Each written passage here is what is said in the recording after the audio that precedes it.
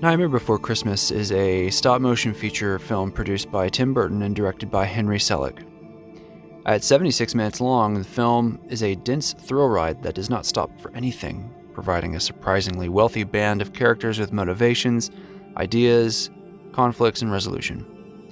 Not only that, but the significance of the outcome of the film is just as impressive as its meaning, which we will talk about when we get to the complexity portion of this video. For such a short film, there is an incredible density that all feels organized and robust. Sally's skill with a needle and string is thoroughly used throughout, both for her own body as well as her work on Skellington's Santa Claus outfit. While her relationship with Jack is not altogether clear at the beginning of the film, and while we are unable to see her vision that scares her into attempting to convince Jack to turn away from the Christmas idea, her utility in the film is a nice surprise. While Oogie Boogie's relationship to Halloween Town is also unclear, his voodoo aesthetic, combined with his gambling man tools of dice, cards, and carnival games, all speak to a trickster in the ways that folktales of the past were used, so he becomes an easy placement as an antagonist in a fable like this one. The same goes for Dr. Finkelstein and Igor, as they play equal parts mad scientist and also as a wet blanket for Sally's desire. Vampires, werewolves, and mummies all play supporting cast members and fit right into a world where haunted creatures live out their lives. The worlds of Halloween Town and Christmas Town are chock full of incredible detail and design, with directional lighting that makes each thread and material pop, even and perhaps especially to this day.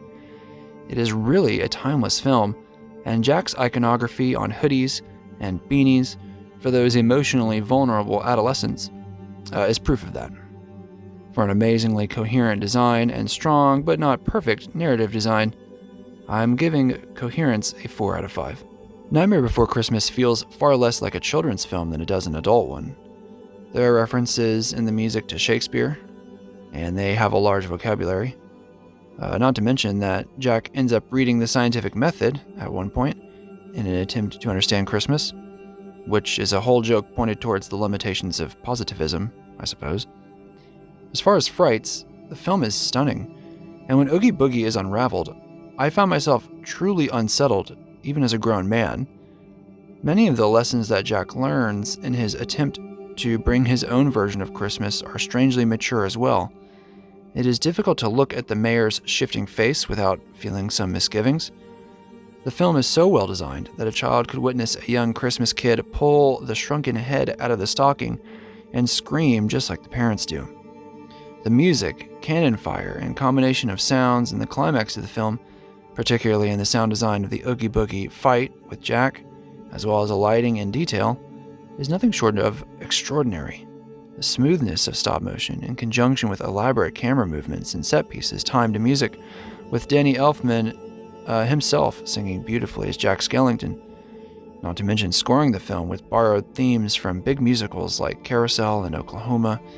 And what you have is one of the most impactful stop-motion experiences to date. And, as I said before, at 76 minutes, it is a nearly constant onslaught of design and detail. I think a 5 out of 5 is perfectly reasonable, given these points. The closest we get to a moral comes from Santa Claus himself, who chastises Jack for attempting to do Christmas better than he can. While I definitely did not appreciate this ribbon tied around the experience of the film, I was thoroughly engaged in some of the implications anyway. I found Jack's pursuit of understanding Christmas, his fascination, and his attempt to recreate it with his horrifying helpers to be kind of brilliant. It really asks a deep question about subjective perception and how this can color our reality to the point where we miss the point entirely. The beings of Halloween Town seem so oblivious to the deeper meanings of Christmas that they cannot even approach it on a surface level, as they make toys that cannot be enjoyed. Jack sells Santa Claus to Halloween Town and becomes the very scary red man he prophesizes about.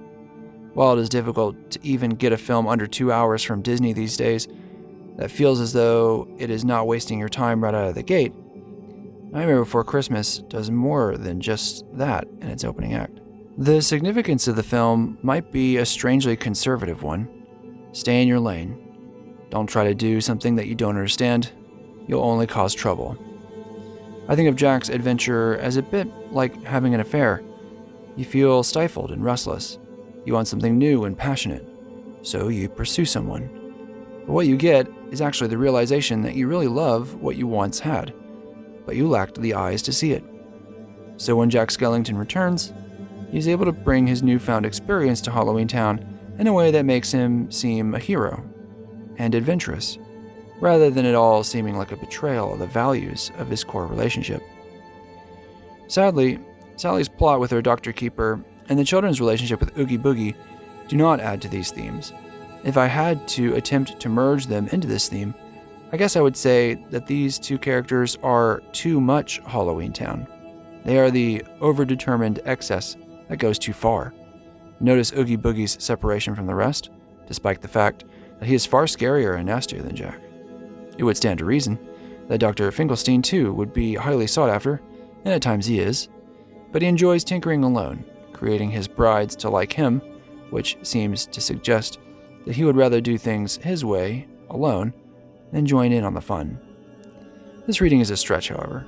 For a complex film in 76 minutes, a 4 out of 5 is apt. Halloween and Christmas are two stable traditions in Western culture that are given a twist in the 1993 film. What makes it less original is perhaps what allows it to be coherent. In such a strange piece, we need vampires to hold umbrellas over their head as a detail that helps to ground them in our suppositions about how vampires live their lives in the dark. Sally's attempt to derail Jack's plan in the form of fog establishes the perfect parallel to Rudolph that gives Zero his time to literally shine. And Igor showing up to spout a lispy "Master" to Dr. Finkelstein is a sort of eye-rolling reference humor that seems charming when Nightmare Before Christmas does it. What is perhaps more original is how the story sticks to its guns. The movie could have easily become a tedious and soporific mess, with both towns coming together and producing a strange, compromising event where there's no tension and with a musical number at the end. You can see it, I know you can. It's the kind of Christmas movie we get every year, the kind of color-saturated, sweeping camera flick with a narrator and boring children. Instead, the movie is, first and foremost, a Halloween movie, and it brings the electric, unholy terror that it needs to in order to make it an iconic film of the macabre. For working a formula that includes a nice spin, a 3 out of 5 feels apt. Nightmare Before Christmas is an averaged 4 out of 5 for managing to be prescient, terrifying, and meaningful decades later. Its sharpness, aesthetic, use of contrast, music prowess, and harrowing climax are all influential and should be required viewing for anyone interested in stop motion. I was equally shocked at how much I took away from the experience as a grown adult, as I believe that an adult stands to gain more than a child in not just its design, but its subject matter. Thanks again for watching.